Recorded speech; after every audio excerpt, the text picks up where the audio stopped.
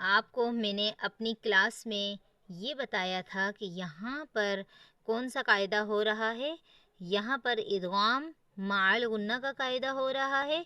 ادغام مع الغنہ کا قاعدہ کس طرح ثابت ہو رہا ہے؟ دیکھیں، سب سے پہلے اس کی پہچان کا طریقہ یہ ہے کہ دو زبر، دو زیر اور دو پیش جسے تنوین کہا جاتا ہے، دو زبر، دو زیر اور دو پیش جسے تنوین کہا جاتا ہے، ان کے بعد ادغام بلا غنہ کے حروف میں سے یا یہاں پر موجود ہے، تو اسی لیے یہاں پر ادغام مع الغنہ کا قاعدہ ہو رہا ہے۔ اب اسے ہم کیسے پڑھیں گے؟ قلوب یومئذ، یہاں پر بھی جیسا کہ یہاں پر دو پیش کی تنوین کے بعد یا آ رہا ہے اور ادغام مع الغنہ کا حروف ہے، اور اس جگہ میں دو زیر کی تنوین کے بعد واو آ رہا ہے اور یہ بھی ادغام